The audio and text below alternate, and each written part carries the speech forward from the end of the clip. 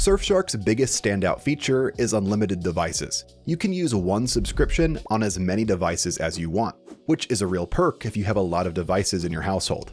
You also get their built-in ad blocker, which helps cut down on ads and trackers while you browse, and it just makes the overall experience feel cleaner. Then you've got a few extra privacy features that are worth knowing about. First, there's Bypasser, which lets you choose which apps use the VPN and which apps don't. There's rotating IP, which can periodically change your IP address while you're connected for extra privacy.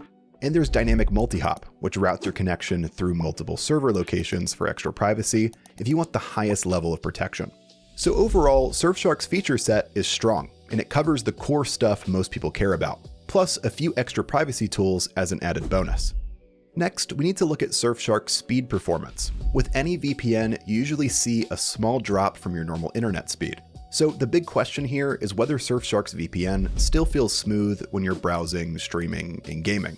For context, my baseline internet speed is around 1000 megabits per second upload and download, and I live in the US, so that's what I'm comparing everything to here. And when you're testing a VPN, those are the main speed numbers that you need to pay attention to. Your download speed affects things like page loading, streaming, and general browsing, and your upload speed matters more for sending files, uploading videos, and video calls. Okay, so in my testing, Surfshark performed really well on nearby servers where I live in the US. In my experience, the drop was usually small, around 5 to 10%, which means that I barely noticed any slowdown.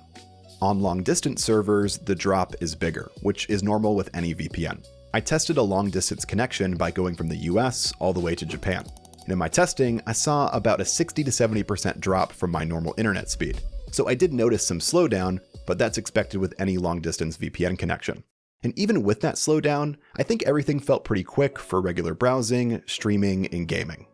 Upload speeds typically follow the same pattern. On nearby servers, it's typically a small slowdown, and on long-distance servers, you'll feel an even bigger slowdown. So if you plan on uploading or downloading large files while connected to a VPN, stick to nearby servers when you can to optimize your internet speed. And if you ever notice major slowdowns, the first fix is simple. Try switching servers. Surfshark has over 4,500 servers across 100 countries. It's pretty easy to find something closer to you or something that's just less congested.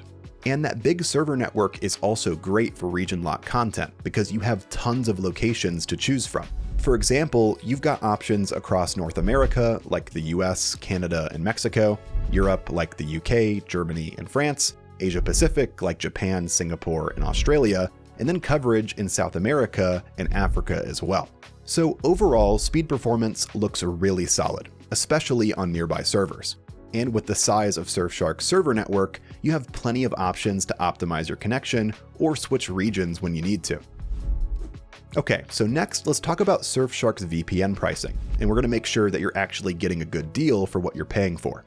Surfshark pricing really comes down to two things. First is which plan you choose, because that determines what extra features you get, and second is how long you sign up for, because that's what determines how low the monthly price gets. For most people watching this video, the starter plan is the one that makes the most sense, and that's because it's built around the VPN itself. With Starter, you're getting the VPN, unlimited devices, the ad blocker, and the extra privacy features we covered earlier.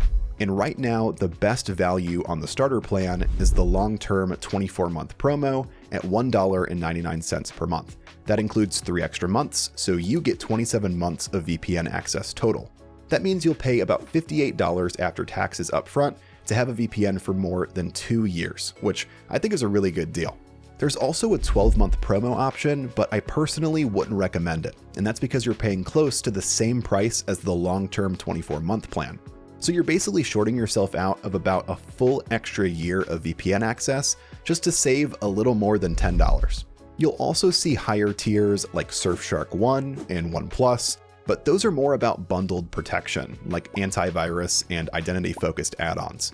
For this video, I'm going to choose the base level starter plan, since that's what most people will end up using if you're just here for the VPN. And just to be clear, everything I just described is Surfshark's promo pricing, meaning it's the discounted intro deal that you get whenever you first sign up. After your initial term ends, if you stay subscribed, it's going to renew at a higher regular price. For the starter plan, renewal is around $99 per year, which works out to about $9 per month. So you get the best deal up front with the long-term promo, and then later it shifts to a standard yearly price. And if you want to see the exact promo that's available right now when you're watching this video, go to the link that's appearing on screen here, or use the first link in the description. That link is going to take you straight to Surfshark's current discount page, so you're not guessing, and most importantly, you're not overpaying for your plan. These promos can change, but that link is the easiest way to make sure you're getting the best available deal at the time whenever you sign up. And Surfshark also includes a 30-day money-back guarantee, so if you try it and decide it's not for you, you can easily request a refund within that window.